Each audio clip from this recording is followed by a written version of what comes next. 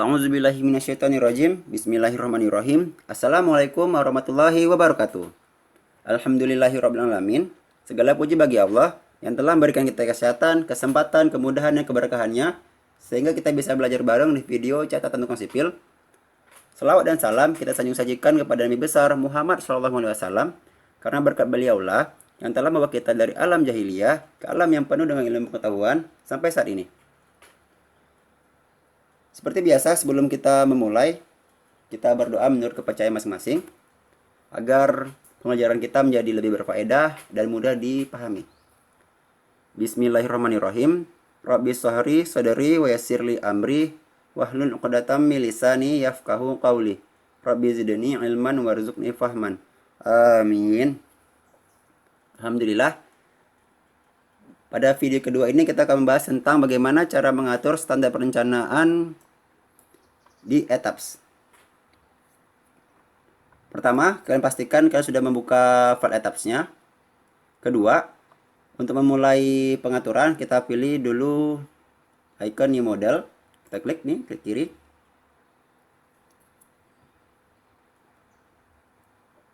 Ya, ini dia sudah keluar. Tab settingan standar perencanaannya. ETABS, ketika kita ingin memulai file baru, ETABS memberikan 3 opsi dalam melakukan settingan standar.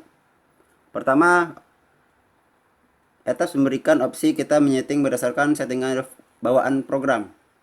Yang kedua, ETABS memberikan opsi kita membuat settingan berdasarkan file yang sudah lama atau sudah pernah kita buat. Yang ketiga, ETABS memberikan opsi settingan baru untuk file baru. Nah, pada pembahasan video ini atau pada pembahasan pembelajaran ini, saya membahas berdasarkan pertanyaan yang sudah disediakan. Pertama, kita bahas dulu, apa itu standar perencanaan? Ini dia. Yang dimaksud dengan standar perencanaan struktur adalah peraturan atau ketetapan yang digunakan oleh seorang administrator dalam analisis struktur yang ditinjaunya. Itu dia. Pertanyaan kedua dan ketiga, saya gabung nih. Apa saja standar perencanaan yang digunakan pada settingan awal di ETABS? Dan apa saja rujukan standar yang digunakan oleh SNI? Nah, ini dia. ETABS ketika kita pilih settingan built-in setting with, ETABS memberikan 4 buah opsi pengaturan. Pertama, opsi tentang display unit, yaitu di mana ini adalah settingan untuk mengatur satuan ukuran untuk panjang, beban, dan suhu.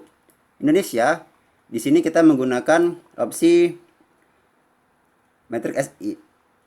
Di Indonesia kita menggunakan metrik SI dan metrik MKS. Pada analisis ini saya menggunakan metrik SI. Jadi kalau kalian ingin menggunakan metrik MKS silahkan. Namun untuk menyesuaikan kita pilih metrik SI. Yang kedua, settingan untuk standar profil baja. Di Indonesia banyak sekali profil baja yang digunain, mulai dari I sampai L. Namun pada settingan ETABS ini kita Indonesia merujuk kepada AIS 14M, maka kita pilih di sini AIS 14M.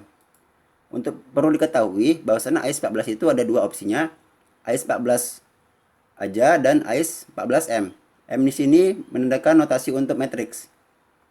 Jadi kita pilih metrik. Settingan standar ketiga yaitu standar desain struktur baja.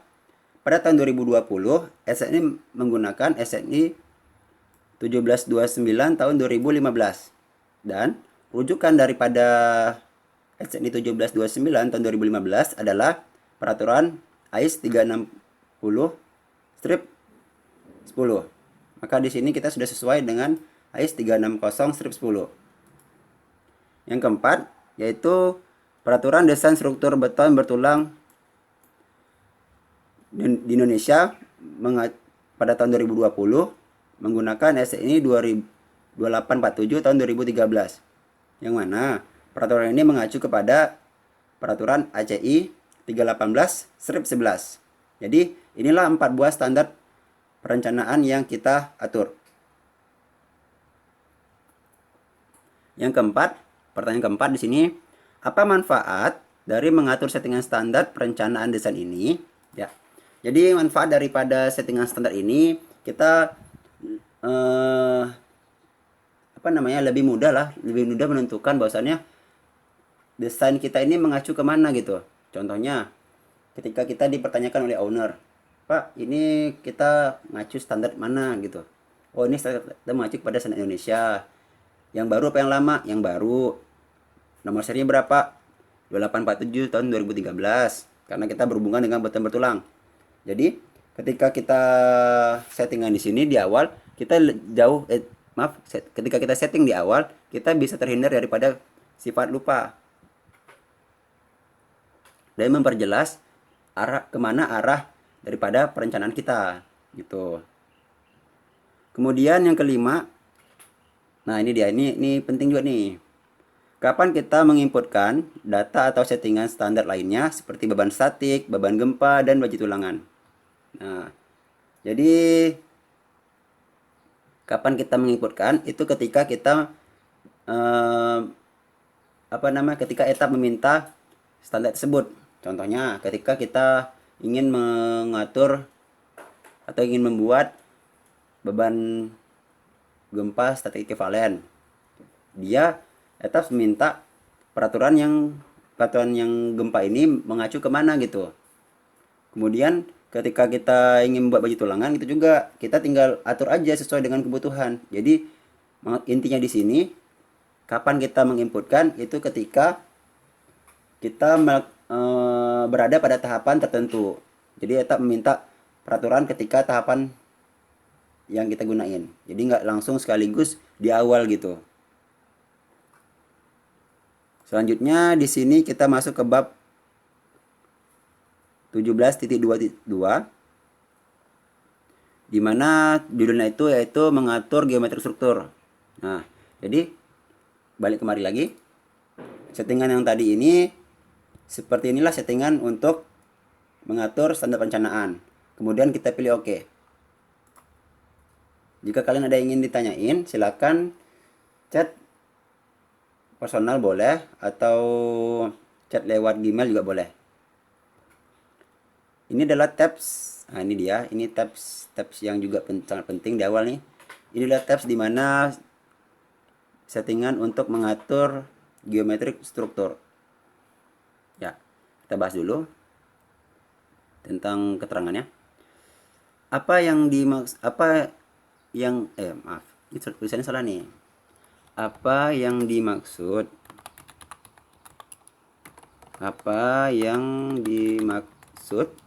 dengan settingan geometri struktur? Nah, ini dia.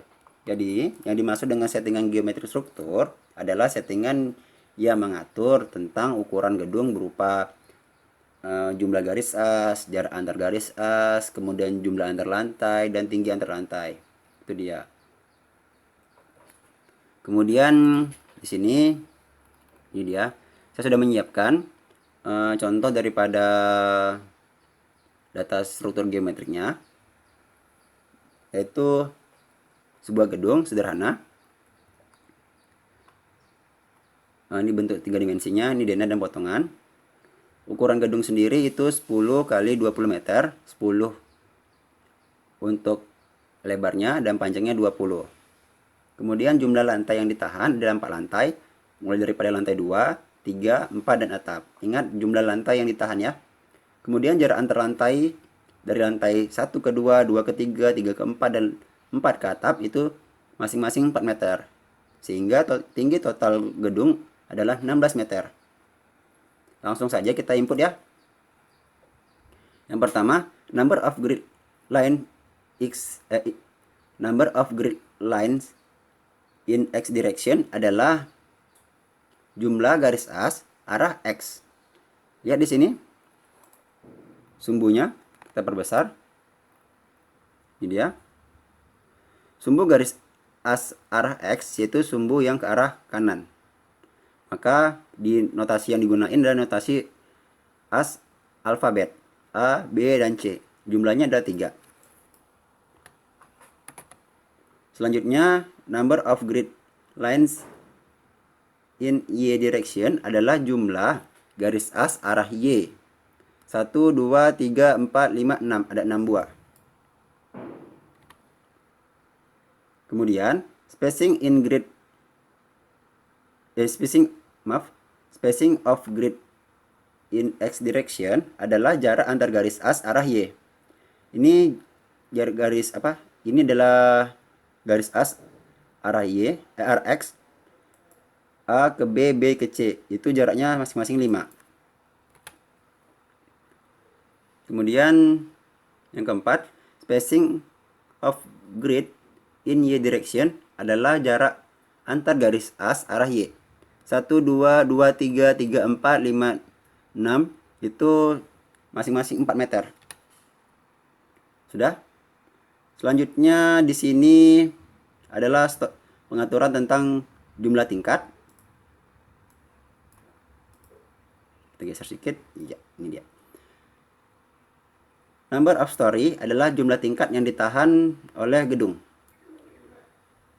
Karena kita itu ada lantai yang karena jumlah lantai yang ditahan itu ada mulai dari lantai 2, 3, 4 dan atap, maka di sini kita masukin 4.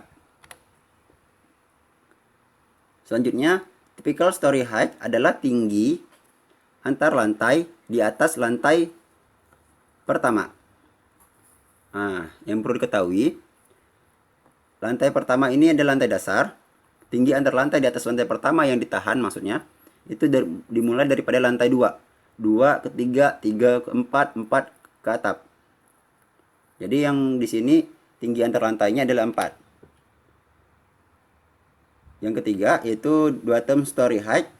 Bottom story height di sini adalah tinggi lantai dasar ke lantai pertama. Jadi lantai 1 ke lantai 2. Itu tingginya juga 4. Nah, inilah settingan daripada geometric struktur. Selanjutnya, untuk settingan customized grid spacing dan custom story data ini kita bahas di pembahasan lain. Kemudian etaps, ketika kita ingin memulai file baru, etaps menawarkan 8 opsi di mana kita memulai bekerja. Istilah template dasar. Pertama template blank, kedua grid only, ketiga steel deck, keempat strength truss. Ini udah pengaturannya ya. Kelima flat slab, keenam flat slab with perimeter beam, ketujuh waffle slab, kedelapan two way or rivet slab. Jadi untuk para pemula biasanya kita menggunakan blank atau grid only. Sedangkan yang kelebihan ini adalah untuk tingkat lanjut. Karena pada dasarnya ini hanya kemudahan daripada pada dasarnya ini hanyalah sebuah kemudahan. Jadi jangan nanti dimaksud kita pakai grid only nanti nggak bisa pakai steel deck, enggak. Jadi ini cuma kemudahan aja biar lebih cepat. Kita pilih di sini grid only, kemudian pilih OK.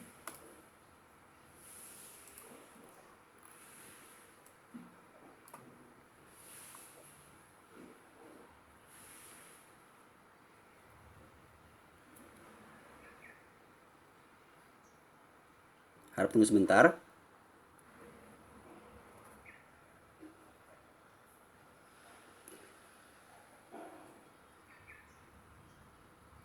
Iya, inilah dia. Kita perbesar ya. Nah, inilah tampilan dasar daripada hasil settingan geometric struktur. Pertama itu template model explorer, kedua tab plan view, ketiga 3D view. Nah, inilah yang tadi settingan template untuk grid only. Jadi ketika kita memulai, etap sudah menyediakan garis as yang sudah dibuat berdasarkan settingan yang kita atur tadi. Pertama yang 2 dimensi, ketiga 3 dimensi. Untuk tab yang aktif itu diberi pembeda dengan head tab yang berwarna biru, sedangkan yang enggak aktif itu berwarna abu-abu. Kalau kita klik di sini, klik kiri akan aktif. Untuk tab model explorer kita silangkan aja. Jadi di sini yang aktif dua dimensi dan 3 dimensi. Untuk 2 dimensi seperti ini, kita klik kiri. Untuk plan view, yaitu tampilan pada denah, story 4 menandakan tingkat tertinggi, tingkat keempat yang ditahan struktur. Sedangkan Z ada menandakan elevasi atau arah sumbu. 16 meter menandakan nilai daripada ketinggian lantai tersebut. Itu dia. Kalau kita pilih plan view, di sini ada opsinya. Opsi story 3 kita apply. Berarti kita tingginya di 12 meter dari permukaan tanah. Kemudian story 2 itu 8 meter. Story 1 itu 4 meter. Kemudian kalau kita ingin mengubah nih tampilan 2 dimensi menjadi 3 dimensi, kita klik nih 3 dimensi. Jadi sama-sama 3 dimensi. Kalau kita ingin mengubahin jadi 2 dimensi atau tampilan denah, kita klik plan. Kita pilih story-nya story 4. Tuh. Oh, kita ingin melihat tampilan portal atau potongan memanjang melintang, kita bisa klik elevation. Klik di sini, pilih misalnya kita ingin portal A nih. Portal A, kita pilih A, apply. Nah, inilah dia tampilan portalnya. Base, story 1, 2, 3 dan 4. Untuk memudahkan kita mengklasifikasikan lantai, kita edit dulu namanya dengan cara klik kanan, pilih add modify grid. Pada settingan story data kita pilih modif. Kemudian di sini kita kasih ganti nama. Kita buat di sini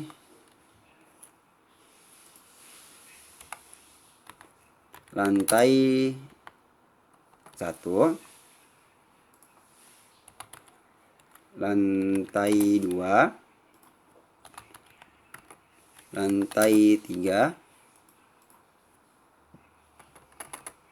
lantai 4, dan lantai atap.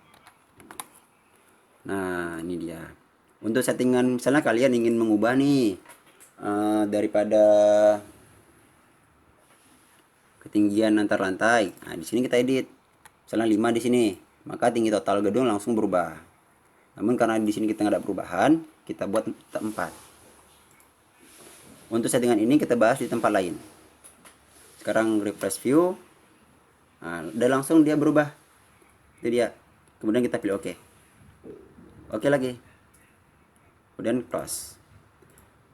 Jadi kalau kita pilih di sini, pilih plan lantai A, ini udah masuk dia tadi. Tuh, jadi kita settingannya sudah lebih mudah dalam memisahkan. Oke. Kita kembali lagi ke daftar isi. Kita masuk kepada apa nih?